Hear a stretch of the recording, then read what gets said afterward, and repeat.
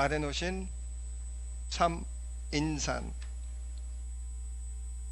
아데노신 트라이파스페이트, 줄여서 ATP라고 하죠. 아데노신은 단백질, 아미노산입니다. 아데닌하고 이노신 두 개가 결합된 단백질 또 아미노산이고요. 파스페이트는 인산입니다. 트라이는 세 개가 있다는 거죠. 뭐 이름이 일단 이 구조를 이야기합니다. 아데노신하고 파스페이트가 세 개가 있다, 이렇게 이해하시면 되죠. 이 아데노신 3인산을 소개하려는 것은 당연히 얘가 하는 역할 때문입니다. 그리고 지금까지 제가 설명드린 아까 구조에서 빨간 선으로 연결한 반딩이 에너지라고 설명을 했고, 이 반딩이 끊어지는 순간 붙어 있었던 그 에너지 또는 힘이 퉁 하고 빠져나오고, 그것을 우리가 프리 에너지라고 얘기했습니다. 자유 에너지라고 얘기했죠.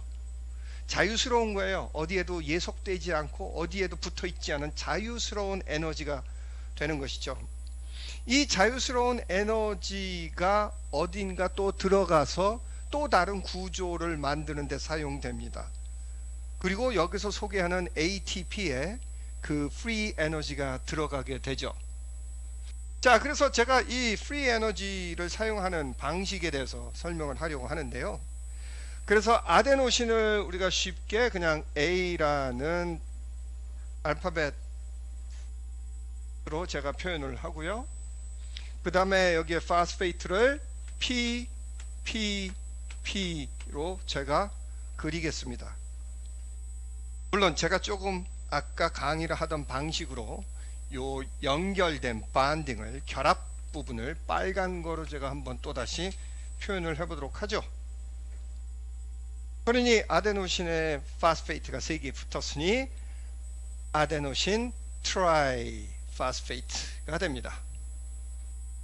여러분들이 몸속에서 사용하는 운동 에너지를 이용하려는 목적을 가지고 있다면 모든 화학적 물질은 ATP를 통해서만이 가능합니다. 그래서 제가 이 구조를 지우고 다시 여러분들이 쉽게 이해할 수 있는 방법으로 그림을 또 한번 그려보도록 하지요.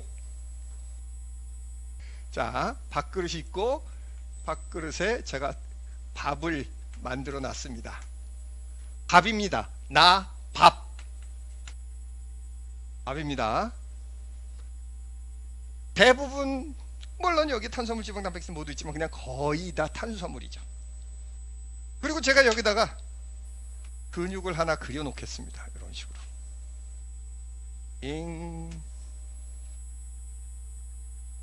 자, 근육이 움직이려면, 일단은 나중에 우리가 또 근육 얘기를 하겠지만, 근육이 움직이려면 근육은 에너지를 필요로 합니다. 그래서 그 에너지를 우린 그냥 E라고 하지요. 프리 에너지로.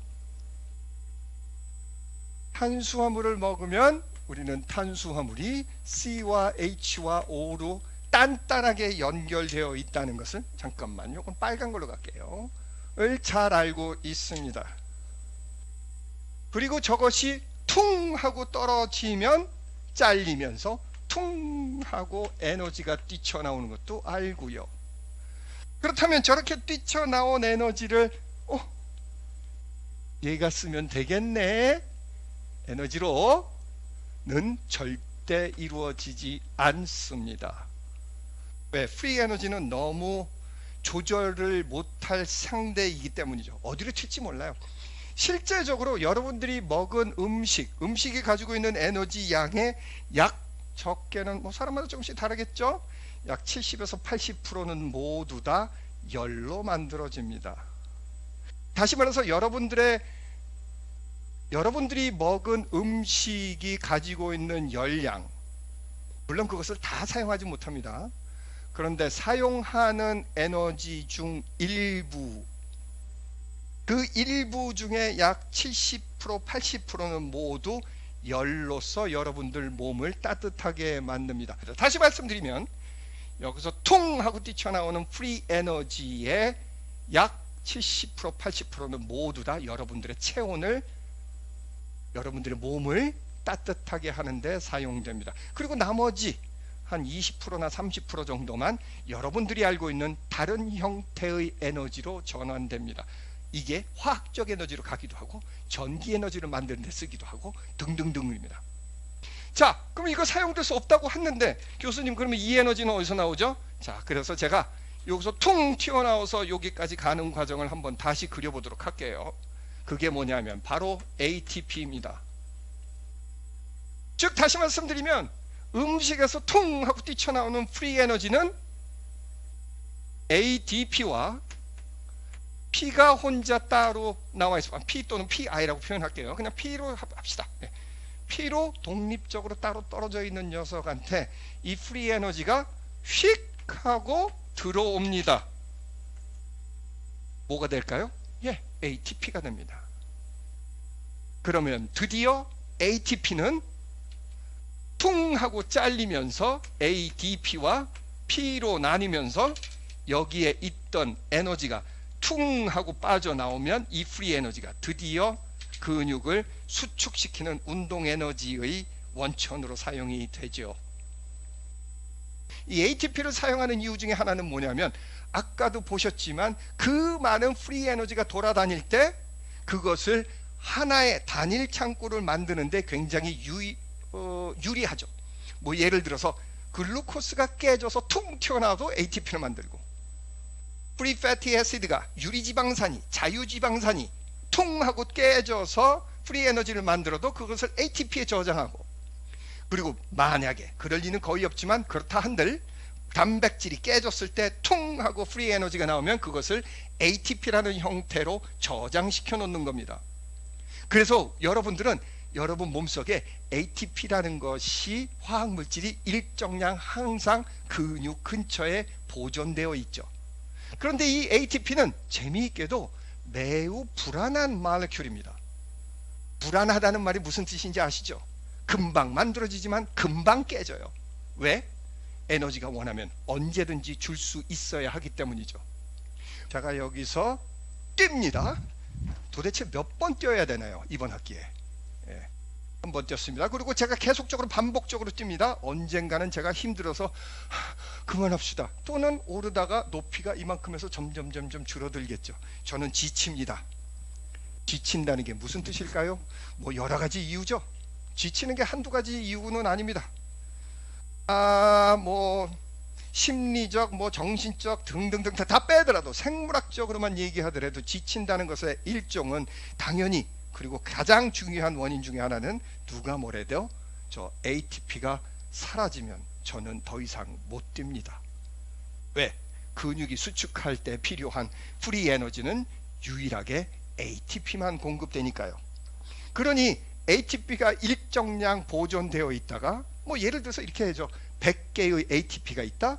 그런데 내가 살짝 뛸 때 5개가 쓰인다. 그러면 95개로 줄었다가 또 다시 100개로 채워집니다. 자, 제가 조금 세게 뜁니다. 10개 썼다가, 그러니까 90개 남죠? 다시 있으면 다시 100개가 쌓입니다. 그래서 일정량 100개를 저는 계속 유지하죠. 그런데 이런 경우를 한번 생각해 보시죠. 제가 10개를 썼는데 다음 거를 하느라고 또 10개를 씁니다.